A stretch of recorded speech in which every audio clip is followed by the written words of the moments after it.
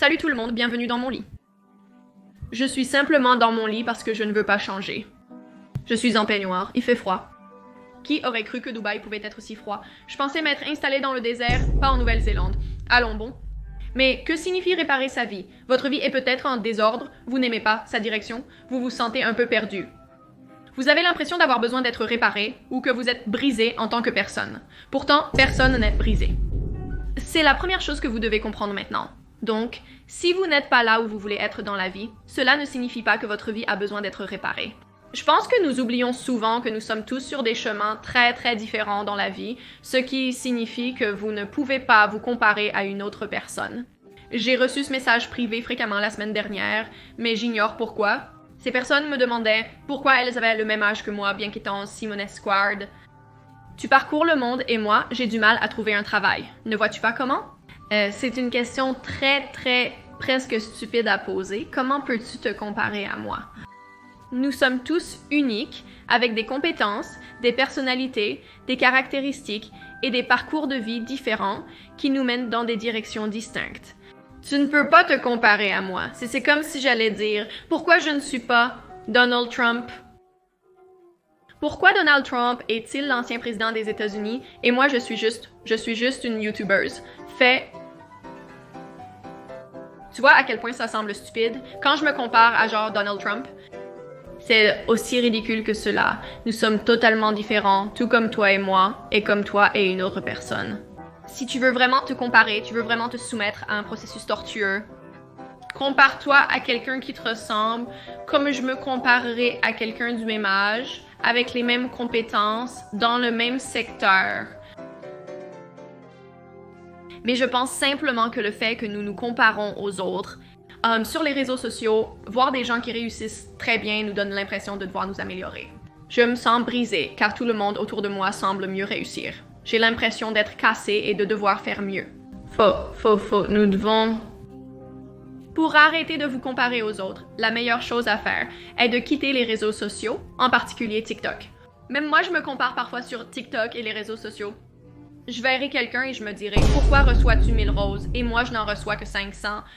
Pourquoi reçoit-elle une Bentley et moi je ne reçois qu'une Porsche? » Blague à part, comparer peut vraiment vous faire ressentir cela, car cela diminue vos propres réalisations et votre valeur dès que vous commencez à le faire. Les gars, désolé, je suis dans une position très inconfortable parce que j'ai vraiment très froid, super froid. J'ai une bouillotte ici en ce moment et je dois porter des jeans parce que je n'ai tout simplement pas de pantalon de survêtement, parce que je ne suis pas le genre de personne à porter des pantalons de survêtement. Non, ce n'est pas vraiment la bonne réponse. Je n'ai pas apporté de vêtements chauds ici car je me disais que je n'en aurais pas besoin en déménageant à... Si vous vous concentrez trop sur les choses qui vont mal dans votre vie, c'est simplement ce que vous allez voir de plus en plus dans le monde. Nous en parlerons dans une autre vidéo, mais le principe du miroir, pour entrer dans les détails, je pense que c'est le meilleur manifeste que j'ai jamais eu. Comme les histoires les plus folles dont je vous parlerai plus tard dans cette vidéo sur mes moments de boucle complète et oui, le principe du miroir. Mais en gros, ce que c'est que tout ce que vous pensez dans votre tête, vous allez le voir dans le monde. Ouais, c'est comme demander combien de voitures jaunes vous avez vues aujourd'hui. Vous répondrez probablement que vous n'en avez aucune idée car vous ne les comptez pas. Concentrez-vous sur les voitures jaunes aujourd'hui. Je vous donnerai 50 si vous pouvez me dire combien vous en avez vu ce soir. Soudainement, vous remarquerez des voitures jaunes partout car vous y êtes attentif. C'est comme si vous aviez une perception négative de vous-même, en pensant peut-être que vous êtes laide. La prochaine fois que quelqu'un vous regardera, vous penserez qu'il vous regarde parce que vous êtes laid. Si vous vous trouvez jolie, vous penserez que les gens vous regardent pour cette raison. Vos pensées se reflèteront naturellement.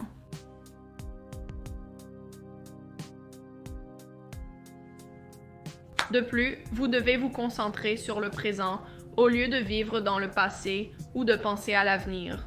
Parce que nous n'avons que le présent. Donc, ce que je dis, c'est d'avoir vos objectifs à long terme, d'accord? Mais rêver à ce sujet ne suffit pas. Pensez à ce que je fais en ce moment qui me rapprochera de mes objectifs à long terme. C'est tout ce que vous avez à faire. Quand j'étais plus jeune, j'avais ces objectifs radicalement grands qu'il n'y avait aucun moyen que je puisse réaliser une telle chose en un an. Et parfois, vos objectifs peuvent être si grands que vous ne savez même pas comment faire les petits pas vers cela. Il est préférable de travailler par petites étapes. Pour être honnête, je n'ai pas beaucoup d'objectifs parce que de nombreux objectifs que je me fixe sont principalement financiers. À partir de là, je commence à me diversifier et à atteindre les autres objectifs qui ont toujours été sur ma liste de choses à faire. Je vous conseille de vous fixer un objectif principal. En l'atteignant, cela vous aidera à réaliser tous les sous-objectifs. Cela sera probablement un objectif monétaire, car malheureusement, l'argent est ce qui nous ouvre beaucoup de portes. Nous pouvons maintenant partir en vacances, acheter ce chien et cette maison, donc oui, c'est peut-être un objectif monétaire. Et au lieu de dire genre « je veux acheter une maison à la fin de l'année », vous devriez dire que je veux gagner une certaine somme d'argent parce que cette somme d'argent va me permettre d'acheter cette maison. Vous en avez marre, je le répète dans chaque vidéo. Si vous êtes déprimé, il est fort probable que vous ne dormiez pas suffisamment. Un mauvais sommeil entraîne des problèmes de mémoire, une mine fatiguée et un sentiment de mal-être. Vous aurez des symptômes comme le trouble déficit de l'attention avec hyperactivité, le déclin cognitif, l'instabilité mentale. Ça perturbe votre corps en général. L'une des meilleures choses à faire est de commencer à bouger et à dormir plus tôt. Je suis un ermite bien que mon tableau soit rempli de touristes. Touristes, lune, touriste ascendant. Cela signifie que je peux être un peu paresseuse de temps en temps. J'apprécie le confort de mon foyer et de rester au lit. Je peux y passer la journée entière. Je suis même en robe de chambre. Vous voyez? Je suis dans mon lit en train de filmer cette vidéo. Donc pour moi, je pourrais pourrir toute l'année dans mon lit si je le voulais. Mais que se passe-t-il? Je suis en déclin cognitif et mon état mental devient instable, pour être honnête. Donc je sais que je dois faire des choses pour moi-même, je dois sortir, je dois faire de l'exercice.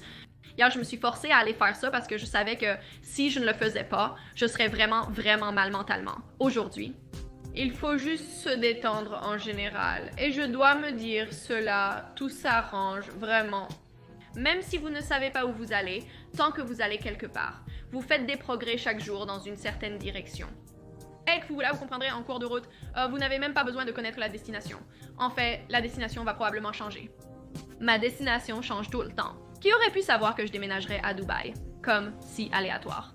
Si vous me l'aviez dit l'année dernière, je dirais, vous mentez. Pourquoi déménagerais-je à Dubaï? Jamais en 1 million d'années, je n'aurais même eu Dubaï sur mon radar, mais cela s'est juste produit. La vie est aléatoire, vous devez être ouvert à ce genre de choses qui ne sont pas dans votre plan. Parfois, trop planifier les choses peut nous inhiber lorsque cela ne se déroule pas comme prévu.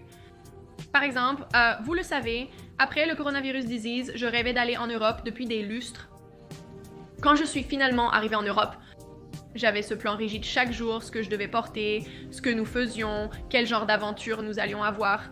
Rien de tout cela ne s'est produit, Je ne me suis pas vraiment amusée parce qu'il n'y avait pas de place pour simplement laisser les choses se produire.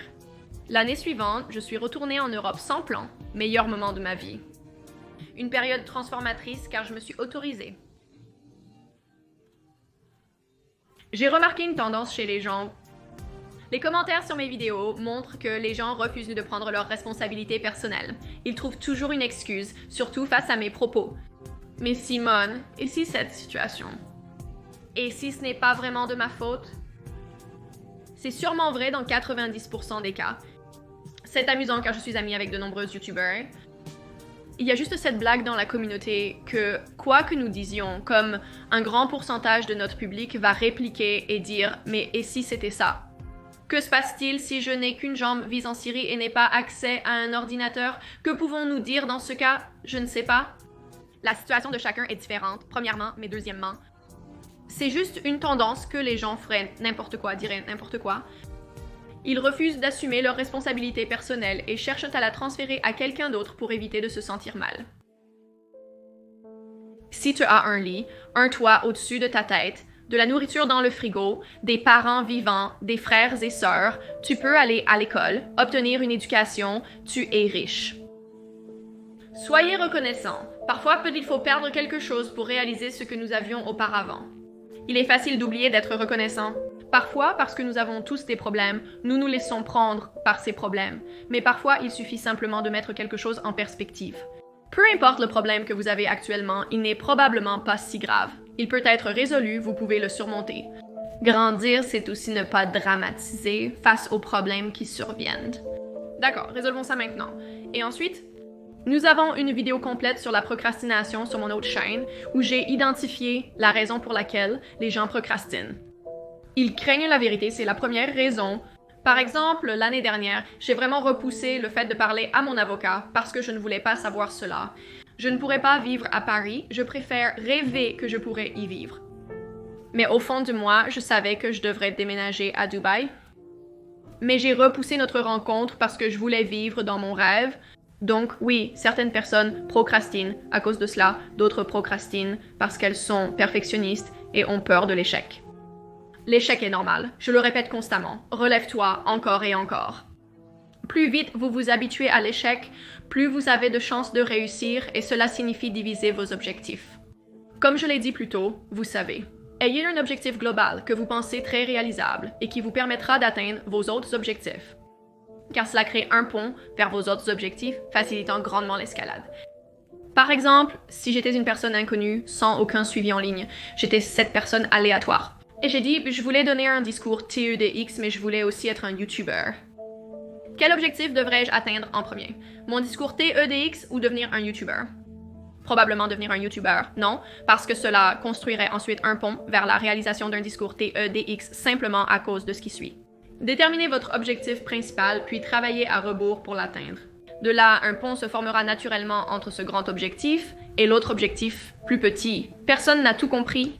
C'est pourquoi il faut que j'insiste sur le point abordé plus tôt. Cessez de vous comparer aux autres. Tout le monde est tout aussi perdu. Nous traversons des périodes où nous connaissons nos objectifs, puis, soudainement, tout change et nous sommes à nouveau perdus dans le monde. Bon, ne te flagelle pas pour ça, c'est une phase et tu vas la surmonter. Bref, c'est simplement une vidéo décontractée de conseils, je ne souhaitais pas qu'elle soit trop sérieuse.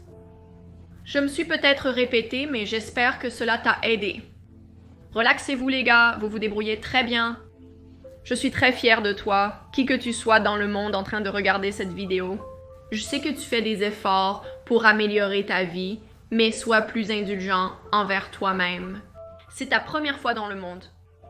Nous sommes tous ici à essayer de comprendre les choses. Même si certaines personnes semblent avoir plus compris, elles ne l'ont pas. Il est vraiment facile de juger quand on n'est pas à la place de quelqu'un pour être honnête, mais on ne sait jamais vraiment ce que c'est que de marcher dans ses chaussures. C'est amusant. Aujourd'hui, je discutais avec un ami plutôt aisé qui se demandait comment. Ses grands-parents sont milliardaires, mais ayant grandi très pauvres, ils s'inquiètent toujours de laisser le climatiseur allumé quand ils sortent. De l'extérieur, on pourrait penser que les milliardaires, avec leur fortune, dépensent sans compter. Mais ses grands-parents sont extrêmement économes. Il a mentionné avoir parlé à un gars dont les parents valent 11 chiffres. Et quand ils sortent pour des dîners en famille, le grand-père dirait, comme « Nous allouerons à chaque personne un budget de 75 et ils ne peuvent pas dépasser cela. Ils valent 11 chiffres. » Je pense que c'est juste un exemple de comment nous avons une perception de comment les choses seraient dans le monde de quelqu'un d'autre, mais cela pourrait être totalement loin de cela. C'est similaire à ce que je ressentais avant de publier cette vidéo très personnelle sur ma vie. Je crois que les gens percevaient ma vie très différemment avant que je ne partage cela. Souvenez-vous de la devise de l'année. On s'en fout, on joue, on a un problème, on bouge. D'accord, on bouge et on s'en fout, on joue. Rejoignez la Triple S Society ici et au revoir.